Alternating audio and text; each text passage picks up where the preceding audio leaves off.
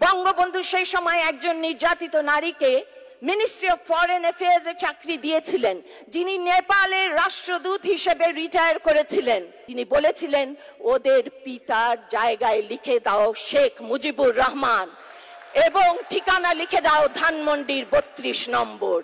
সেই পিতার সন্তান আমরা। পিতা দিয়েছেন স্বাধীন স্বদেশ, কন্যা দিয়েছেন উন্নত বাংলাদেশ, স্বাধীন সার্বভৌম বাংলাদেশের। কিন্তু কেউ চিনতে পারছিল না। তখন বুক পকেট থেকে তিনি বঙ্গবন্ধুর ছবিখানা বার করে দিয়ে বললেন, আমি বাংলাদেশের, বঙ্গবন্ধুর বাংলাদেশের প্রতিনিধিত্ব করছি। আমরা দেখিনি, আমরা শুনেছি। আপনারা অনেকেই কিন্তু সে সময় ইতিহাসের সাক্ষী ছিলেন। সে সময় যখন জাতির পিতা স্বদেশে প্রত্যাবর্তন করেছিলেন, সন্ধ্যা মুখোপাধ্যায়ের সেই গানটি বেজেছিল, কত যে ভালোবাসি তোমায় কি করে বোঝাই।